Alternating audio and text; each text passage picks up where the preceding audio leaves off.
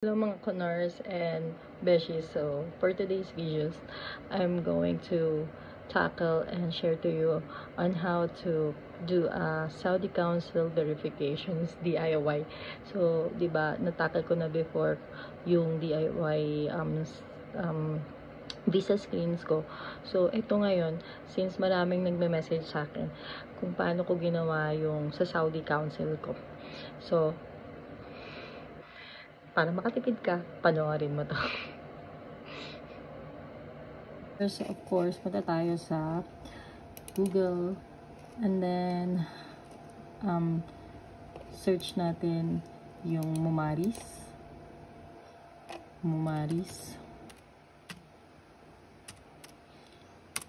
Yan. So, ang mangyayari, punta ka sa Mumaris Plus. Tapos, sorry naman, medyo mahina yung net ko. Bakit kaya? So, pagkapunta mo doon, and ngayon nandito na kayo, punta kayo sa Contact Us. Pinutin nyo yung Contact Us sa pinaka taas na and then lalabas to, Contact Us. Gawa kayo ng ticket. Hanapin nyo itong e-tickets. Tapos, ayan, lalabas yung create a ticket. So, create a ticket, punta kayo request type. Diba? Request type, lagay nyo dito classification and registration services. Tapos, i-click nyo dito letter for verification request. Ayan ang lalagay nyo dyan sa pangalawang tab. Kasi request type, classification, verification request. Tapos, profile number.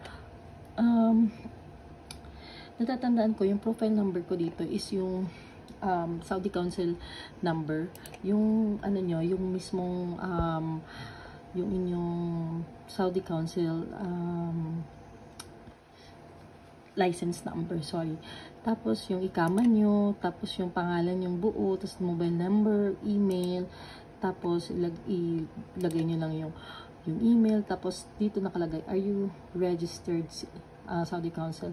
So, i-click nyo lang yan, tapos i-register, lalagay nyo ulit dito yung license number nyo, tapos yung details dito. So, lagay nyo lang dito, for CGFNS license verification dyan sa request details. And then, after you fill it out, so, diba, na-tackle ko sa inyo before, doon sa CGFNS nyo, meron kayong dapat i-download doon na forms.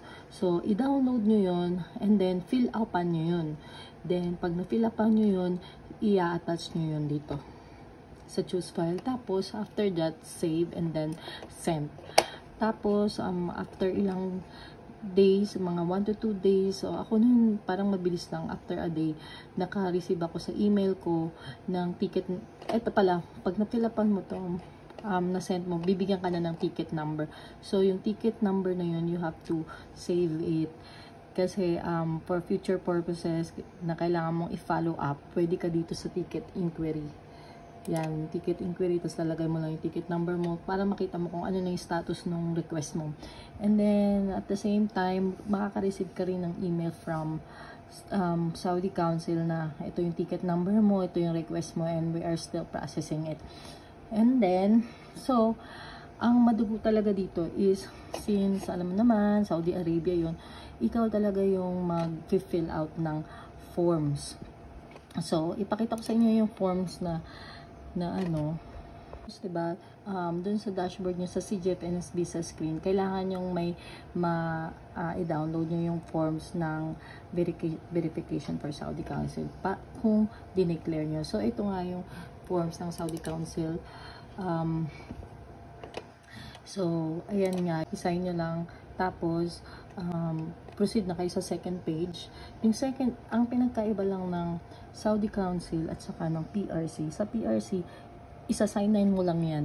Tapos, ibibigay ang PRC nang bahalang mag-fill out kung kailan ka graduate, yung mga information mo. Pero sa Saudi Council kasi, ikaw talaga ang mag-fill out nito. So, kailangan to be careful of filling out the forms kasi kung hindi rin tutugma sa system nila yung mga pinaglalagay mo dito, then magkakaroon ka ng malaking problema, which is napakahirap din kasi mahirap din kontakin talaga ang Saudi Council, mga beshiwap. So ito na nga, so ito buong pangalan mo, and then yung license number mo, tapos yung title mo, which is ako, nursing technician. Kung nurse specialist ka, lagay mo nurse specialist. Tapos birthday sa gilid.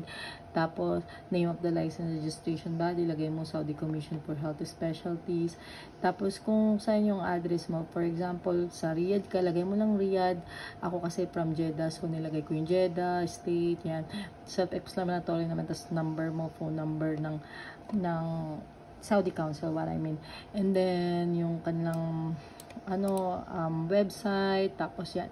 And then, dito, method of license registration. Ano ba yung method? So, sa akin, through examination. So, lagay mo ng SCFHS Prometric exam. Tapos, yung kung kailan ang issue date, saka kung kailan ang expiration, yan, lagay mo yan. Tapos, dito sa third page, kung kailan yung kung anong school mo, so lagay mo lang yung school mo, yung address ng school mo, kung anong phone number, kung kailan ka din graduate on this, sa so sobrang self-explanatory to. Ito lang yung medyo madugo na part kasi nakalagay dito, was this profession school accredited of a government, chorba.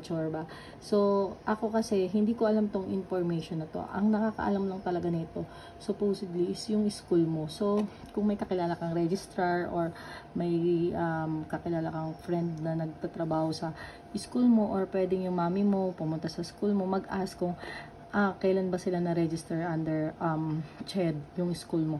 So, lagay mo lang sa akin kasi may friendship akong professor doon. So, registrar na siya. Nagtanong ako.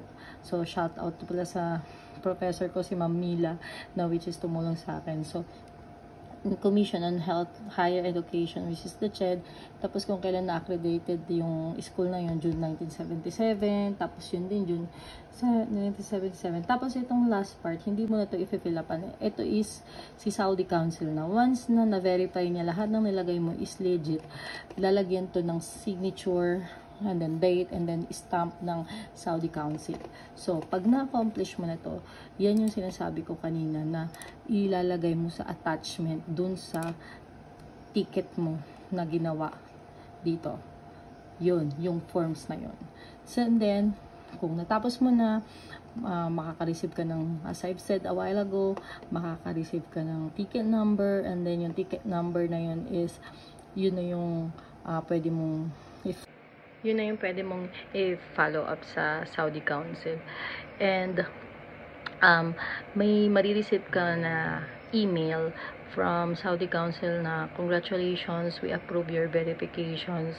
Tapos bibigyan kanila ng parang bank account kung saan i-deposit mo yung bayad mo for the verification. So ang gawin mo is alam ko, pwede kang magbayad through STC Pay, which is yun yung ginawa ko. Tapos, pwede ring bank to bank, SNB, parang ganyan. And then, once na na-pay mo na yon, yung receipt nun is screenshot mo lang. Tapos, i-attach mo dun sa email. I-replyan mo yung email na na-receive mo from Saudi Council na, okay, I already did the payment. Ito yung proof of payment. Tapos, i-attach mo yung receipt. And then, afterwards, mga siguro, after a day or two, minsan, depende sa kanya kung marami silang backlog, matagal. Pero sa akin that time, parang kinabukasan, na-receive ko na okay, ito na, binigay na sa akin mismo yung form na may stamp, meron na ring signature ng Saudi Council. So, ang problema mga beshies, hindi natin pwedeng isend yun through email sa CGFNS. Kailangan nilang ma-receive yun ng hard copy from Saudi Council. Kailangan Saudi Council din ang mag-send nun sa kanila. Kasi ayaw ng CGFNS na matamper yung result. So, there are two ways.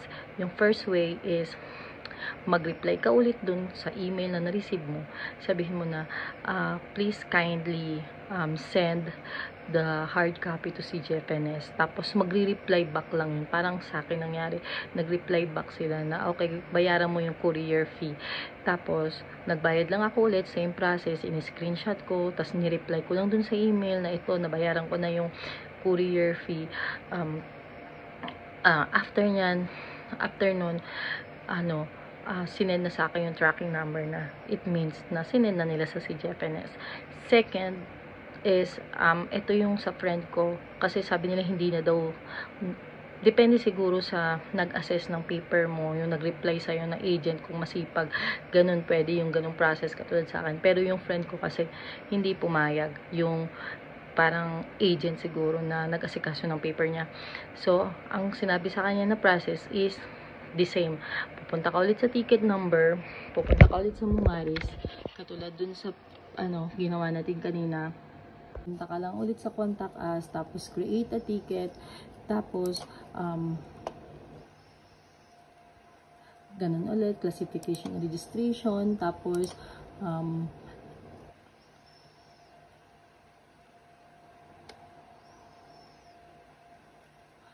verification request, tapos ganun ulit, lagay mo ulit yung yung phone number, ganyan, tapos ilalagay mo ngayon dito yung reason. Sabihin mo, please kindly send the hard copy to CGFNS, tapos i-provide mo lang yung address ng CGFNS doon, and then i-attach mo yung file na may signature na stamp na CGFNS form, and then i-save mo. Tapos makaka-receive ka ulit na another ticket number, and then pag naka-receive ka na another ticket number, may magre-reply naman sa'yo sa email na sabihin, okay, we approve your request, ganyan. So, magbayad ka ng courier fee. Tapos, same procedure.